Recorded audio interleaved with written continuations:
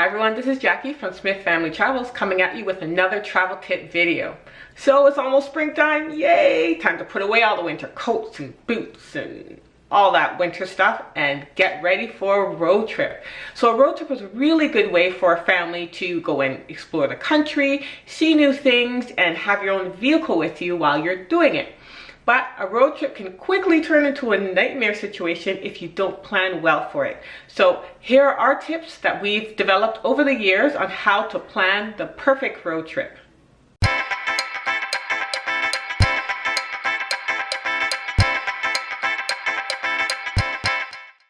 Tip number one, make sure your vehicle is in tip-top condition. Go and get a tune-up. So we were on maybe our fourth road trip. And you know, we thought we had it all down packed. We had a fairly new minivan, and so we didn't go and get a tune-up. We didn't go and get it checked before we left because we thought it was fairly new, so no need to do that.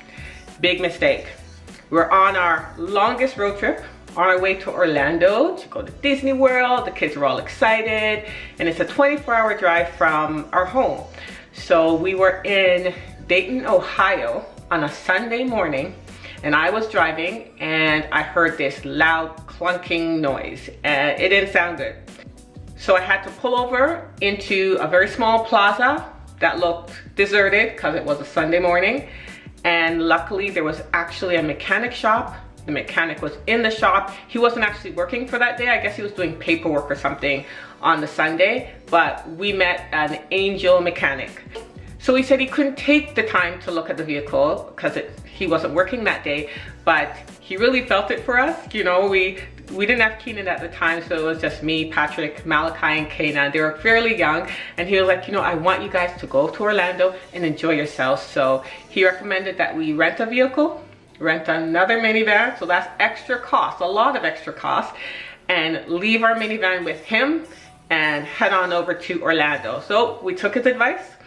We kept on going. We got to Orlando, and on the Monday afternoon, we gave him a call. He said that he found out what the problem was, and it was gonna cost a fortune. I don't remember what the part was, but you know, with vehicles, they always cost a fortune. But he had checked the system and he realized that that part that we needed to be replaced, it was actually a recall item. But we're from Canada and we were in the US, and the vehicle's manufacturer in the US didn't want to replace our part because our car was from Canada. So he said, just leave it with me and I will try my best to get that vehicle manufacturer in the US to pay for it. So we went on, so we continued our trip. We had a great time. The kids had a great time at Universal and Disney, and called him, I don't know, Wednesday, Thursday or whatever, and he actually was able to get the vehicle manufacturer in the US to change the recalled part on our Canadian vehicle. It was amazing, and he didn't try, I mean, he could have totally changed the part and charged us for it because he was a mechanic, but he was just a godsend. He was an angel. So after our trip, we drove back to Dayton, Ohio. We gave him a really nice bottle of wine because he said he didn't want to take any money from us. Yeah, and we were able to take our minivan. The part was fixed and we're able to head back home. Now, we have never gone on a road trip ever again since that time without getting our vehicle checked. Tip number two, bring a real map. So in addition to having a GPS or using the Google Maps on your phone, it's really good to have a real live paper map. Sometimes the GPS can take you on a wild goose chase, especially if you're looking for something like a national park.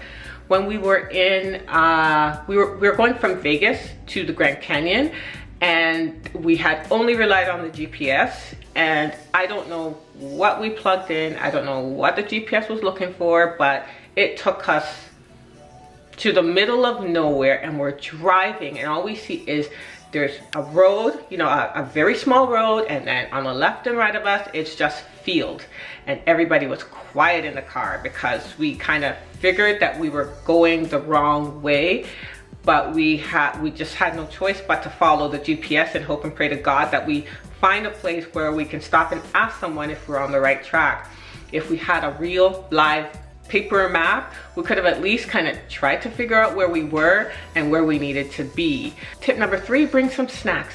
So I have this cooler that actually plugs into the cigarette lighter. It's very cool, so it keeps things even colder than a regular cooler. And I'll put sandwiches in there. I will put some fruit so it's not gonna get knocked and get squishy like bananas. I usually bring apples. I'll bring some granola bars, some cookies, some chips, and I'll freeze box juices overnight so that I can just keep them on the minivan floor, and they'll take a long time to thaw, and they'll keep cold for a very long time. That way, you know, you can start on your trip and maybe you can go 3, 4, 5 hours without hearing, "Mom, I'm hungry." Tip number 4, make sure that you load any games, TV shows, movies, audiobooks onto your devices, and make sure they're all fully charged the night before you leave. Tip number 5, make sure you get a good night's sleep, especially all the drivers. So, you know, you always have extra adrenaline because you're excited to go on this road trip, but it'll soon dissipate if you're driving for too long, and restlessness and fatigue can quickly set in. And that's very dangerous, obviously, when you're driving. So having a good night's sleep is really important.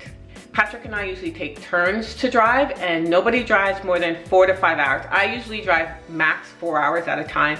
Patrick will go 5 hours, but we won't go any longer than that because you can start all of a sudden falling asleep without even realizing it. So if we need to take a break or to switch, we absolutely do that. And if your destination's really far, like 24 hours, for example, when we're driving to Orlando, we had planned on stopping in Atlanta, which is about 3/4 of the way to Orlando. So we booked a hotel for 1 night, and everybody was able to get a good night's sleep. And then the next morning we were refreshed. All the drivers were ready to go. Tip number 6, don't overpack the vehicle. So a lot of times we get excited because we don't have the restrictions that we normally have if we're taking a flight. You know, your luggage can only weigh this amount, and you can't bring everything with you. When we are on a road trip, yeah, I've been on a few road trips where I was a bit too excited that we had all that space, and I just overpacked, and then there wasn't enough room for anyone to stretch out.